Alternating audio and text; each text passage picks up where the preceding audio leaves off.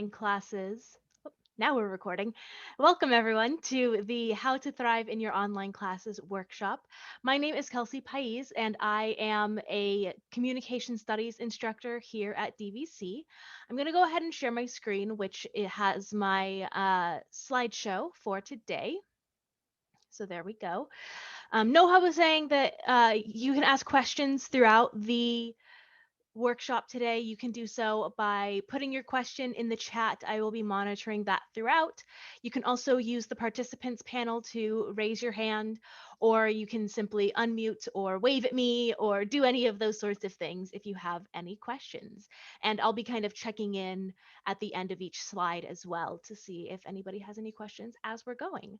I see some familiar names out there. So hello, everyone. I'm very happy that you are here today.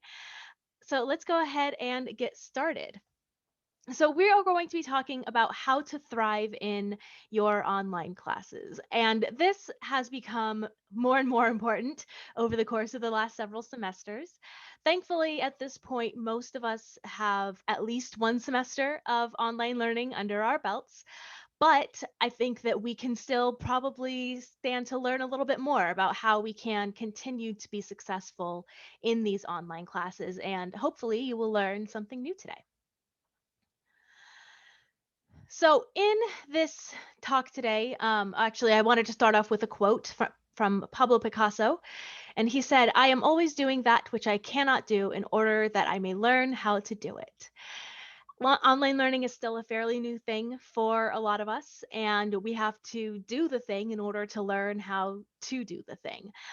So we are going to be talking today about how to be successful in your online classes. We are going to start by talking about making a schedule and keeping to that schedule. We'll also talk about getting yourself organized in order to succeed in your classes, staying engaged in those online classes, practicing good netiquette, as well as minding your mindset. So let's go ahead and get started. First, we are going to talk about making and keeping a schedule. When a lot of students think about an online class, and I know that this was definitely true pre-pandemic, I think most of us have learned our lessons at this point, but when most people think, I'm going to take an online class because it will be so much easier, I'll have a lot of flexibility, and I can just do whatever I want whenever I want. However, it would be a mistake to assume that flexibility means a lack of structure, right? In reality, when you are taking an online course, structure and schedule keeping are so crucial to your success in online learning. I don't remember if I said this off the top, but I have been teaching here at DVC for 3 years. And ever since I've been teaching here at DVC, I have actually been teaching online in some capacity. I usually teach in person because I teach communication studies, which is public speaking. And that obviously does much better when we are in a physical room all together. But I have taught online in some capacity for the last 3 or 4 years or so. And as I was saying, one of the things that I think a lot of online students mistake is that online school means I could just do whatever I want, whenever I want. There's no structure and all of that kind of stuff. But in reality, in order to be successful in an online course, you need to be really structured and you need to know how to plan things and schedule your days in order to get everything done that you need to get done. Ultimately, the schedule that works best for you is the one that you are actually going to follow. When I say the word schedule, your mind might automatically go to like, oh, she's talking about I have to schedule every minute of every day and have every single thing that I do planned. But that's not the case. Ultimately, you have to schedule yourself in a way that you will be able to follow. For some people, yeah, that means that you have scheduled your daily activities down to the minute, perhaps even down to the second. For others, people will group sort of general tasks together to do for an hour or a half an hour. And others find somewhere in between. But ultimately, like I was saying, the schedule that works best for you is the one that you will actually follow. So if you are the person who needs to have your day scheduled out minute to minute, then do that, right? But if you're someone who's like, okay, I just need to have a general idea of what I'm doing in the day, then that is what works best for you. I do have some tips, however, for planning your schedule. And the first of these is to decide on a day and time each week to sit down and build your schedule. So set a recurring reminder on your phone for, let's say, Sundays at 2 p.m., because you know that you're generally pretty available at that time. And this is a time for you to sit down for just like a half an hour or so and just take a look at what you have coming up in the week ahead. Take a look at the syllabi for your classes, take a look at your work schedule, all of that kind of stuff, and figure out what it is that is on your plate for that week. Where you want to start when you are creating your schedule is by plugging in what we call the non negotiables. This includes things like synchronous online meetings, right? If you have classes that meet every week at a specific time, for example, you'll want to plug that into your schedule. If you have work that you have to schedule around, right? Like let's say that you know that you're going to be working every Monday from 9 to noon. You want to make sure that you have that time carved out because you want to make sure you don't double book yourself, right? But in addition, you want to carve out time to do things like eat, sleep, bathe, and do all of those sorts of things to take care of your body because you can't do much else if you are neglecting your body. So, even though it might sound a little bit ridiculous to say, oh, you need to schedule out your time to eat and sleep and all of that, it is still really crucial and it really is a non negotiable when it comes to planning your weeks.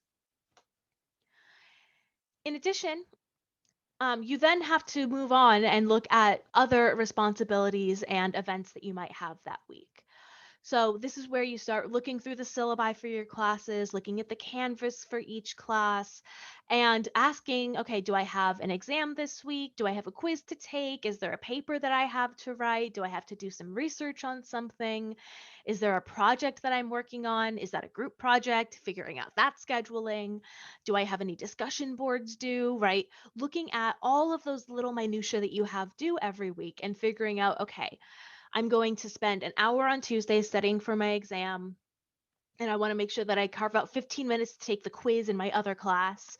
And I want to make sure I have at least 2 hours to start my research on this paper, right? So figure out where all of those little puzzle pieces fit in over the course of any given week. And like I was saying earlier, this kind of goes along the same lines, is that in to create your schedule, there's lots of different methods that you can use. But ultimately, you have to use the tool that you are going to use, right? A calendar is useless if you're never going to look at it. A planner doesn't make any sense if you haven't put anything in it, right? So use the tool that is best suited to your needs. You can use the calendar on your phone. You can use a computer calendar. You can use a good old fashioned paper planner, a scheduling app. I personally use Google Calendar. And I really like Google Calendar because I have the app on my phone, so I can easily just look at the calendar on my phone and figure out what I'm doing this week. And it's all nice and color coded, and I can see everything on a given day without having to click into the individual things. I used to use the Apple built-in calendar, but I didn't like how it just had like a dot on a day whenever I had something due and you have to like click on it to see what that dot means. Instead, with the Google Calendar, it shows you with little banners everything that is scheduled for that day. And I use a PC to work on at home, and that doesn't work with Apple calendars, right? With iCal. So I could just pull up my Google Calendar in my browser and bada bing bada boom, I have my calendar sitting right there. So that is the tool that works best for me. It's the tool that I use, right? I have in my Google Calendar, I have all of the meetings scheduled for each week. I have put all of my recurring Zoom classes, like it's already filled out for the entire semester. I know exactly when all of my Zoom classes are. Office hours in there now because I kept forgetting to host my office hours, right? So there's no wrong way to do this. Ultimately, you have to use the tool that you are going to use. If that's Google Calendar, If that's what you're going to use, then that's what you're going to use. If it's a paper planner that you're going to carry around with you and fill out and you're going to do like a bullet journal thing, then that's awesome. More power to you, right? But you have to use the tool that you are going to use. So, making and keeping a schedule is one of the key ways that we can be successful in our online courses. Are there any questions so far? Remember, you can pop into the chat, you can unmute, you can raise your hand, lots of different ways to ask questions in here. All righty. Perfect. So then let's move on to our next point, which is getting organized. So this kind of goes alongside the scheduling thing, right? Setting a schedule is a form of getting organized. But in this case, one of the things that I'm talking about here is actually organizing your physical workspace. So you want to set up a space in your house that has everything that you need in order to succeed in your class. So this includes a number of different things, right? This can include making sure that you have reliable Wi-Fi and an updated computer. It might be that, if you're working in your living room, that the Wi-Fi works just fine, but if you go all the way to the back of the house in your bedroom, that the Wi-Fi gets a little bit spotty, right? So you want to make sure that wherever you are, that the Wi-Fi is a nice stable connection so that you aren't glitching out the whole time that you're in a meeting. Additionally, you want to make sure that your computer is updated and that the software on your computer is updated as well. This isn't only for like security purposes, right? The like Apple and Windows, they put out all kinds of security updates all the time to make sure that your computer isn't hacked or vulnerable. But in addition, these software updates can give you access to different features that you might not have access to otherwise. For example, if you have the most recent version of Zoom and the coordinator is using breakout rooms, you can actually select the breakout room that you want to go into. But if you don't have the most recent version of Zoom, then you have to rely on the coordinator to put you into the correct room. So making sure that everything is up to date on our computers is a really important part of staying organized. In addition, you want to make sure that you have things like good lighting in the room that you are in and minimal noise and distractions. Lighting is good for a number of different reasons, right? Number one, if you're on a Zoom call, you want to make sure that you can be seen, right? But number two, if you are in a dimly lit room, that can have an impact on the way that you are feeling and how motivated you are to actually do things, right? Like if you're like you've been in a classroom before where, the teacher says, "Okay, it's movie day," and they turn out all the lights. Instantly your brain is just like, "Oh, it's sleepy time," right? And so having good lighting that is gentle, so it's not super harsh, but it's there, will help to keep you awake and keep you focused. And similarly, with minimal noise and distractions, I know that this one's difficult these days, right? All of our houses are jam packed with other people. We have parents who are working from home. We have maybe little siblings who are in Zoom school. And so finding that quiet space in our houses can be really difficult these days. But if we can find a space that has minimal noise and minimal distractions, that can also help us to be much more productive. Um, we also can control some things like making sure that our phone is on airplane mode when we really want to zone in and focus on the exam that we're studying for, right? So we just want to create that, like, we want to start from scratch. We want to start in a space where we are set up for success. In addition, you want to have any materials that you need ready and handy, ready to go. So this can be things like notebooks and pens and highlighters and textbooks, so that if you're sitting there studying for your exam and you're like, "Oh man, I should really make some flashcards for myself." You can just bloop, open up a drawer and have some flashcards ready to go. So having those materials ready also just kind of sets you up for success, right? And make sure that you have everything that you need within like a grabbing radius. So that is setting up your workspace. In addition, you want to be sure that you have the class content organized for yourself as well. So you want to make sure that you are staying on top of your class requirements and deadlines. This is easily one of the trickiest parts of online learning because you are probably taking 4 or 5 classes and all of them have discussion boards, all of them have quizzes that are due on different days, right? There's like all of these different requirements that each class has, and sometimes it seems like your teachers just like are unaware of the fact that you are taking at least 4 other classes, right? And so it's really important for you to stay on top of the different requirements for each class. One of the things that I recommend doing is making a folder or a notebook for each class that you are in. And this can be digital or physical. When I was a student, I personally like to have a folder for each of my classes, just a little thin paper fold or like plastic folder that I got at Target for like 50 cents or something. And I would print out my syllabus and I would keep a copy of the schedule from the syllabus in that folder so that I could easily just pull it out and check what I had due for that week for that class. Keep other essential documents in there. And, I'm old school, so I liked paper. I like to be able to cross things out when I was finished with it, right? I would take a quiz, I would cross it out. I would read a chapter, I would cross it out or highlight it. But this can also be digital, right? You can have folders on your computer in your window finder or in your Mac or whatever, and you can have like fall 2021, or I guess it's spring 2021 now, spring 2021, and then Com 120 or math or English, and just have a folder for each class and download the documents that you need and keep them in that folder so that you can easily access and it's nice and organized. Oh, I need the syllabus for Com 120. Let me go to the Com 120 folder and my syllabus is right in there.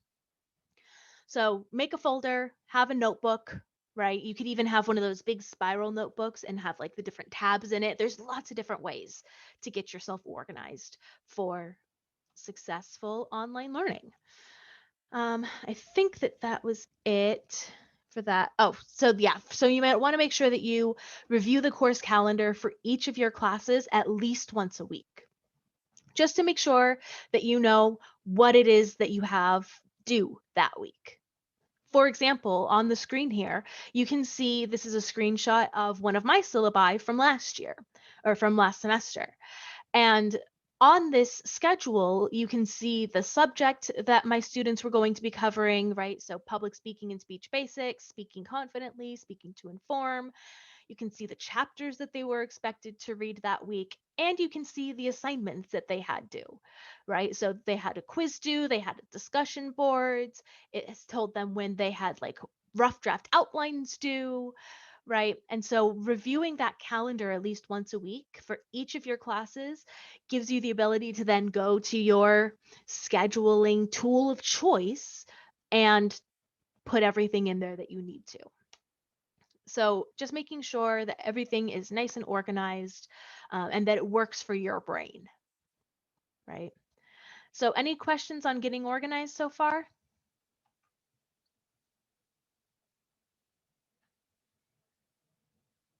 Okay, wonderful. So let's move on then and talk about staying engaged in your online classes. So next to staying organized and like keeping track of all your different assignments and everything, staying engaged in online classes is so difficult. One of the most difficult things that we'll do in an online course. And so you really need to figure out how to tap in to the community of your online course. Because it's really easy to feel like you've been left to teach and learn the material on your own, right? But in reality, there is a community there, right? There are 30 some odd other students who are also registered for this course. You have the instructor, you have tutors, right? So there is a community there. It's just harder to tap into because we are not all physically together in a space every week. One of the places where you can tap into this community is in discussion boards. A lot of instructors are using these in order to create community within their classrooms. So you can use discussion boards to do things like introduce yourself and to get to know your classmates. And it's a good idea to make sure that you check the discussion boards and post and respond on those discussion boards regularly. Most teachers will have it structured in their class so that you have to check the discussion boards at least twice a week, right? So you want to make sure that you set a reminder on your phone to check the discussion boards twice a week. Again, using the tools that work best for you.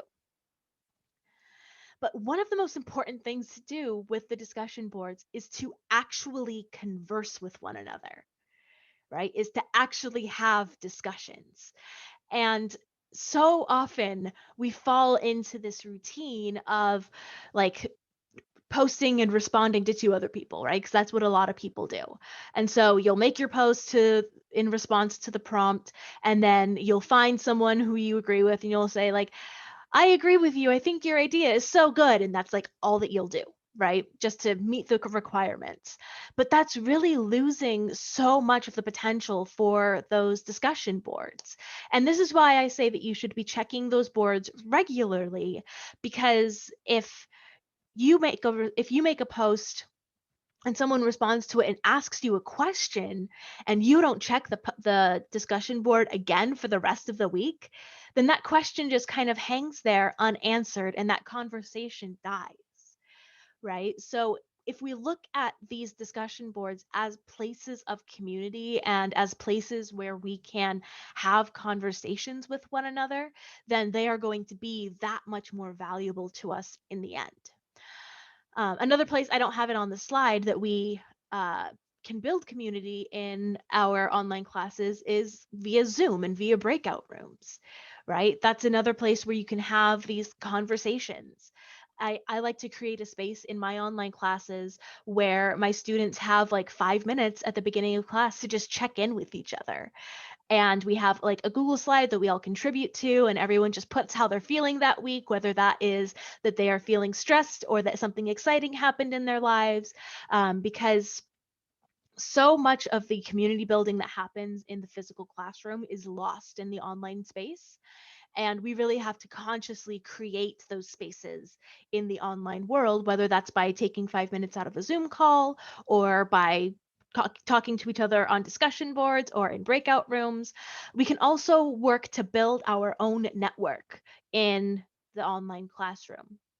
So if you are ever partnered with someone to work on just like a discussion session during a Zoom call, get their contact information while you're there, right? Get their phone number, get their Instagram handle, their WhatsApp, whatever it is y'all kids are doing these days, exchange contact information with them, right? So that you can have a buddy in the class and be able to reach out to someone if you miss a class or if you don't understand something that's going on.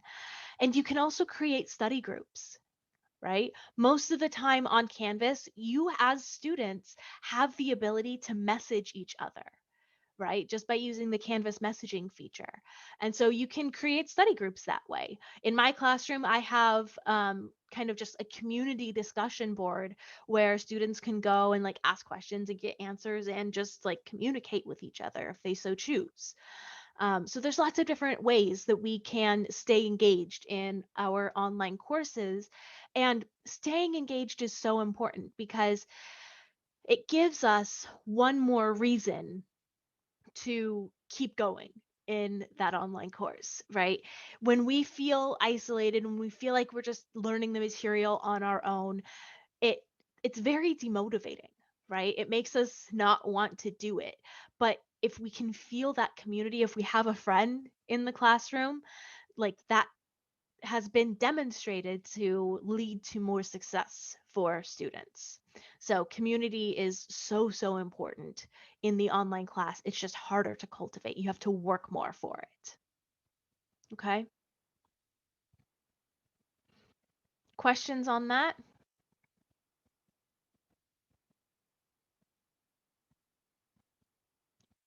Thank you, Dana. Appreciate the feedback. All right, so Noha, do we want to take a second to share the link again for the workshop? I'm here. I'm so sorry. One No second. I'm going to worries. share again. I have Sorry. it Can you hold actually, one I think second? I typed it out correctly in the chat box. So I'm going to go ahead Okay. and Can you guys see my screen? we cannot at the moment. Okay, so I'm sorry, 1 second with me. Okay, I'm gonna share. Can everybody see that? Yes. Awesome. So this is again for those who signed in a little bit later. This is the URL for the survey, and here is the QR code, whichever works for you with you. But make sure you just take a screenshot right now, leave the phone on the side till the end of the workshop, and then fill out the survey.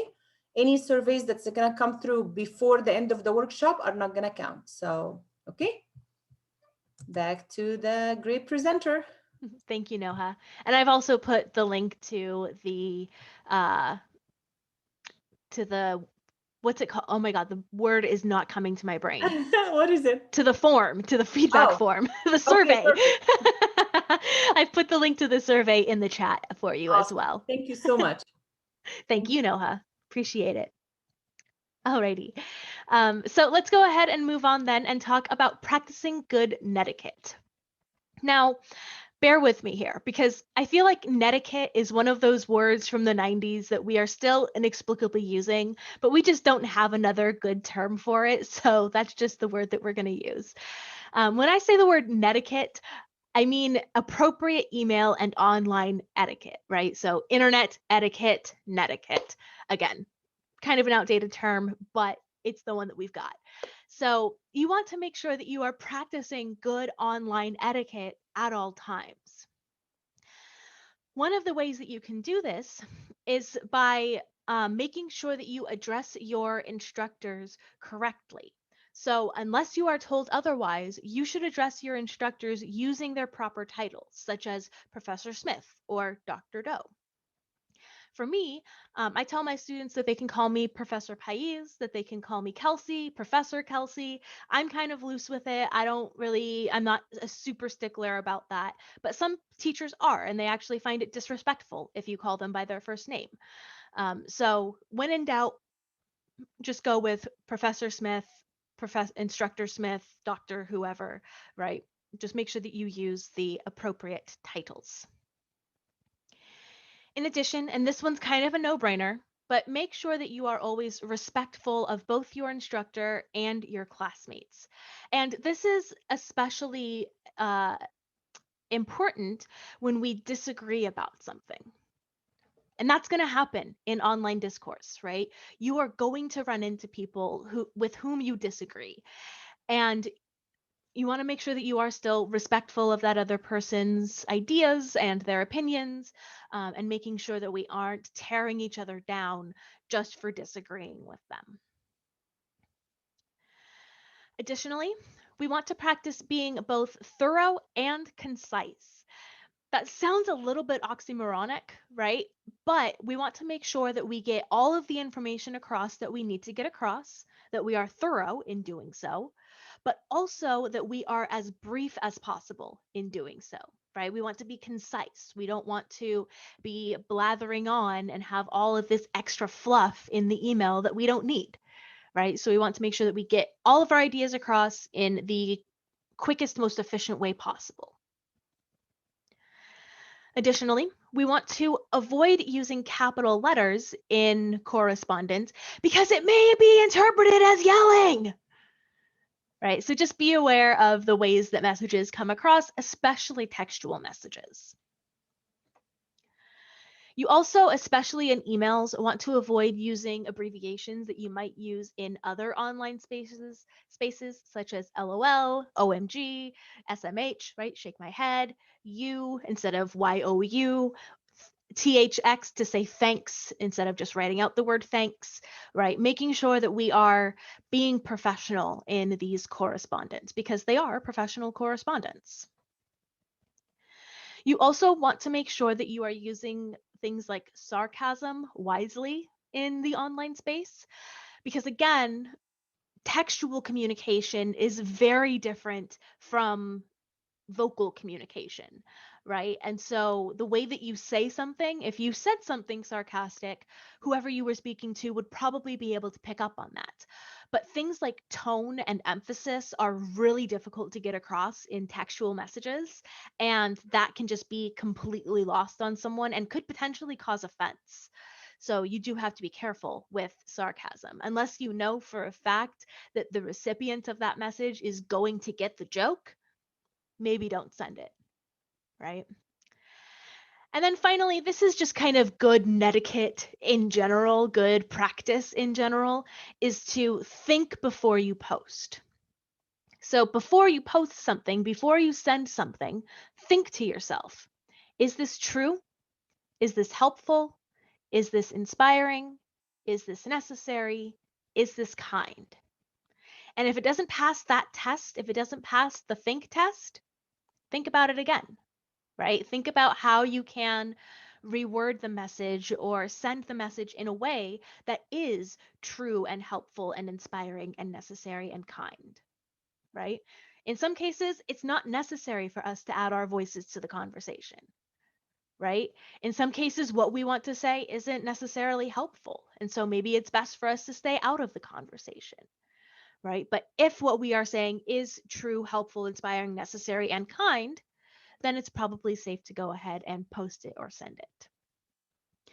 And I think that we can all use a little bit more thinking just in general in online discourse.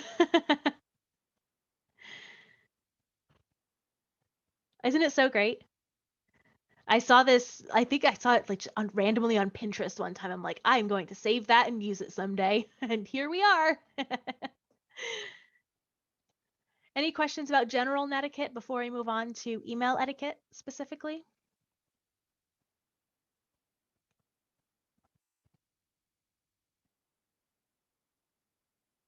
Alrighty. Okay. So let's talk about email etiquette more specifically. So in addition to all of those general sort of netiquette rules that I was talking about on the previous screen, you also want to practice some more specific rules when corresponding with someone via email. So first is to write a brief but useful subject line, something that will tell the recipient right off the bat what to expect when they open this email, right? So let's say that you're trying to add a class, right?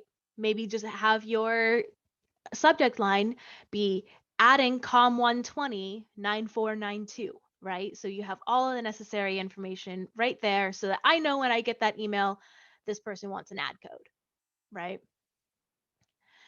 Remember that an email is not a text message. So, like I was saying before, it should be a professional correspondence and not have all of those like abbreviations and uh, what's the word I'm looking for? Acronyms and things like that in it, right? So, it should be thoughtful, it should be fully written out, full sentences, full ideas, all of that.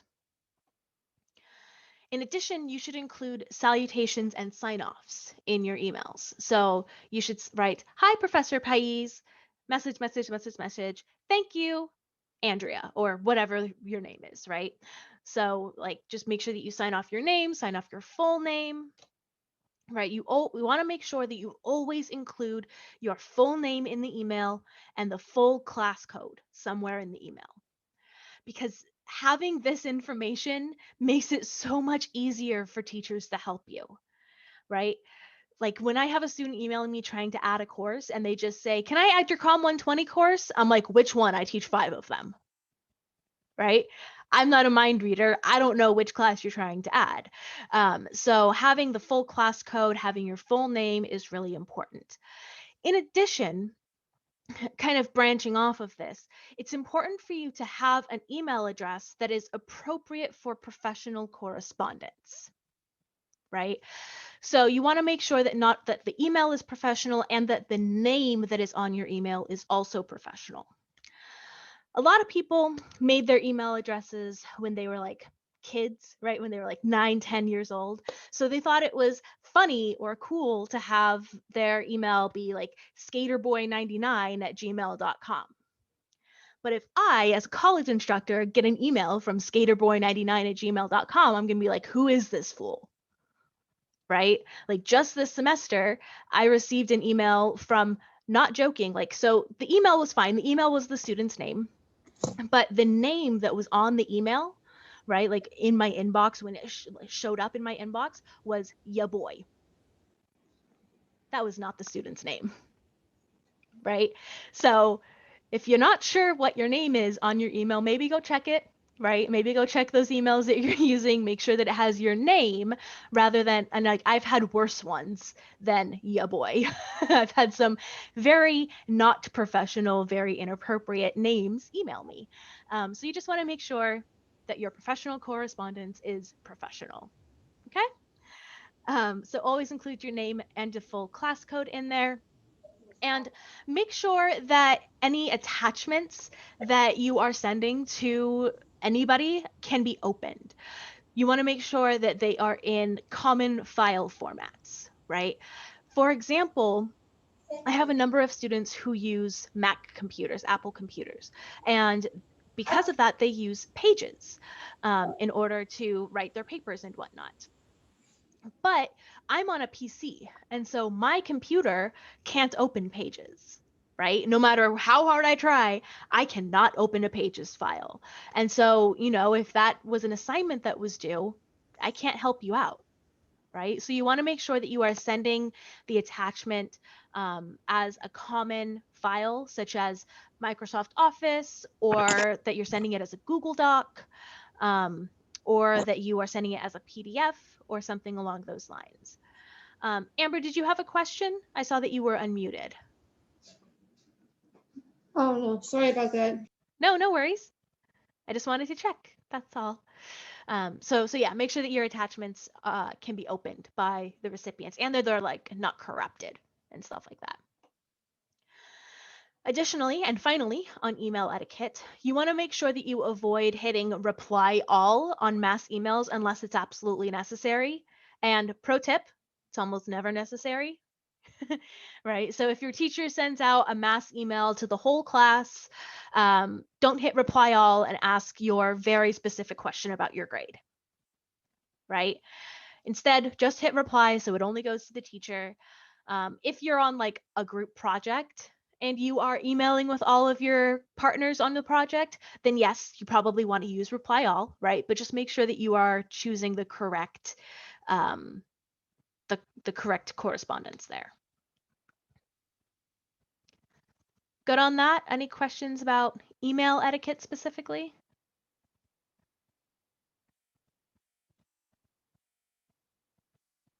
So yeah, go to your email account settings and make sure that your name is correct on those emails. Oh, and then finally on here, sorry, I forgot that I had one more, is to make sure that you are responding in a timely manner. Some things are very time sensitive, and so you want to make sure that you're checking your email on a regular basis. Okay. Next, let's talk about Zoom etiquette. Since Zoom has become very ubiquitous in our lives, um, some tips for being successful in your Zoom classes. First tip is to test your tech. So make sure that all of your technology is going to work in Zoom, right? And if it doesn't work, figure out how to get it to work, right? Use resources in order to find solutions to problems. So, before you log into class, make sure that your microphone works with Zoom, make sure that your camera works with Zoom if you need to be on the camera. I've had a couple of students this semester who have been having camera troubles with their Zoom, and we're trying to troubleshoot it, and eventually I just had to send them to the campus help desk because I just couldn't help them out. But test things ahead of time, make sure that things work, and always have a backup plan just in case something doesn't work. In addition, it's generally considered to be correct etiquette to attend a meeting with the microphone off and the camera on. If you are in, I usually tell my students, if you're in the physical and mental space to be able to do so. I love seeing students' faces. I miss my students so much. And having the cameras on and being able to see faces is the next best thing to all physically being in a classroom together. So I usually invite my students to turn their cameras on, but their microphones off, unless you're talking, of course. In addition, you want to make sure that your background is nice and clean, right? That you don't have anything behind you that might be distracting to your audience. So, for example, you want to make sure that you don't have like a big old pile of laundry sitting on the floor behind you, or that you have your closet door open with a bra hanging over it or something like that, right? Or that you have, like, you'll see behind me, I have this like white wall. This is actually a mirror. And so I've covered up the mirror behind me, um, so that you can't see like my backside or anything like that. Like, I've had students who were sitting in front of mirrors and they definitely weren't wearing pants, right? Like, I've also had family members who were unaware that their student was on Zoom walk through the background in their underwear, right? So just make sure that, again, that you're in that nice quiet space, dedicated space if you can, that your background is nice and clean, that there's nothing distracting happening in the background. Additionally, you want to make sure that you are well lit for Zoom meetings. So you want to be sure that you are not sitting in front of a window, right? I have a window right here, but I have these nice thick curtains over it, because if I had this window open, you wouldn't be able to see me, right? You see how the lighting just changed there? It's really difficult to see me if I had this all the way open. So I have it nice and closed so that I am well lit. I have my lighting source here. My screens light me up. My light is coming from the front rather than the back, because backlighting makes it really, really difficult to see you. And so you want to make sure that you are being illuminated from the front so that everyone on the call can see your lovely face. In addition, this is a tricky one. This is one that takes some getting used to. And that is that in order to make eye contact with your audience, you actually have to look straight down the barrel of the camera in order to mimic eye contact. It makes more sense to us in our heads to look at the screen and to look at all of the little boxes and to look at people's faces. But you can see in my eyes, like, I'm looking at the screen right now, right? Like, I'm looking at Dana's picture. I'm looking at Amber's picture, right? I'm looking at, I don't know your first, you're in my class. I know you are. I don't remember your first name though. I'm looking at Navarro, but I'm looking at my screen. You can see my eyes are cast downward, right? Whereas when I look into my camera, now to you, it looks like I'm speaking directly to you, right? Do you see that difference? Erica, thank you so much. I appreciate that. I was like, oh, I know you're my student, but I don't know your name yet. I'm so sorry. Okay, so yeah, you want to make sure that you're looking into the camera in order to make eye contact with your audience. You, of course, do want to glance at your screen every once in a while just to make sure that your audience is following along with you, that they're not confused about anything. But for the most part, you should be looking into the camera um, in order to make it look like you're looking at them. If you are giving a presentation, it's also a good idea to stand like you would if you were in a classroom, if you are able to do so, right? For me, like, I don't have a standing desk, unfortunately. I want to get one. I'm thinking about getting one. So I don't have the ability to stand. So instead, I'm sitting up nice and tall, right? I'm making sure that I am framed properly in my Zoom window. But standing gives you so much more energy than sitting down does. So if you're giving a presentation, I recommend that you stand, right? Set your laptop up on a bunch of books if you have to get your camera at eye level.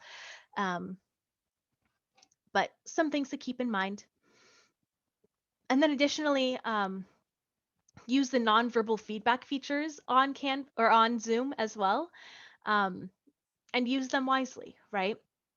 I love the little emojis that you can do on Zoom, the little reaction things. We use those all the time in my classroom. So whenever a student is done giving a speech, everyone will do the little like clappy hands emoji, right? Or like if I say something funny or ridiculous in my class, some of my students will put up the like the like crying laughing emoji, right? Like, I love those things. They are my favorite. So use those in order to participate in class, even though you are on mute. And you can do things like raise your hand in the participants window, or do all of those sorts of things. So use the features that are available to you in Zoom. And then finally, of course, be professional, right? Make sure that you are on time to meetings. Make sure that you are dressed appropriately for those meetings, right? That no one can see your underwear in the background or anything like that, right? Sit tall, look directly into the camera, all of those sorts of things. Any questions about Zoom etiquette?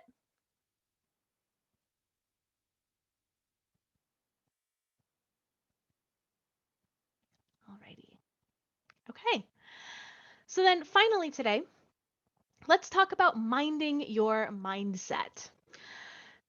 So a lot of times, success in online learning is a matter of putting your mind to it, right? Your mindset, the mindset that you bring into your online courses is going to determine the kind of experience that you have, how much you're going to learn, and ultimately what grade you earn in the class as well.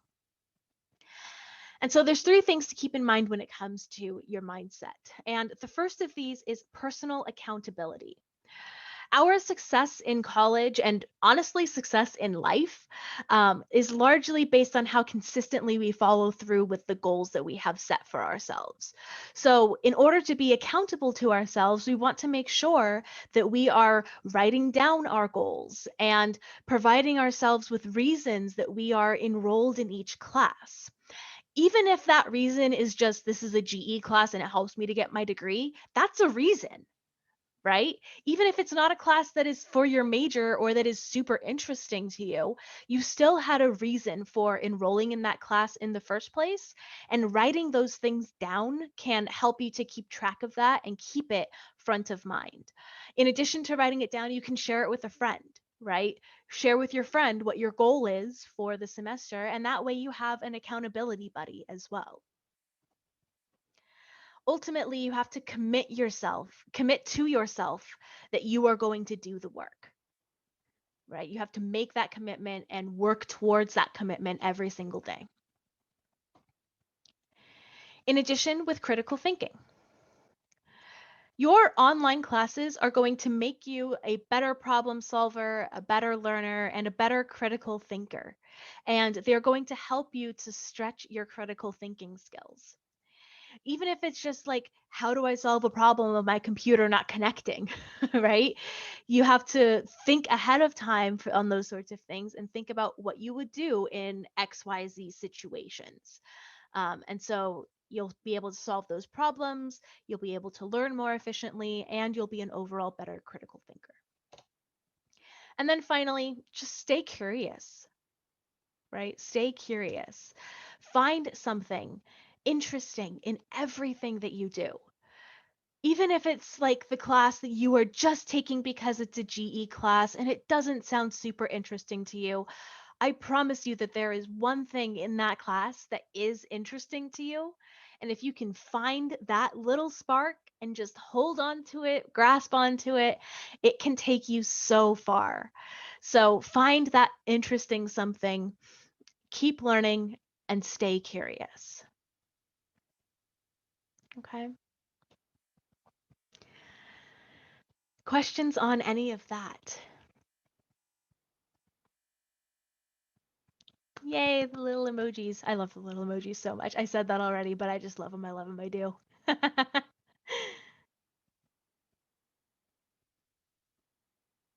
Alrighty. So that is all that I have for today. So if anyone does have any questions, you can feel free to ask them now. Stick around for a second. But thank you all so much for being here today. Really appreciate the audience and I appreciate the feedback as well in the chat throughout. And I hope that you all have a happy and successful semester.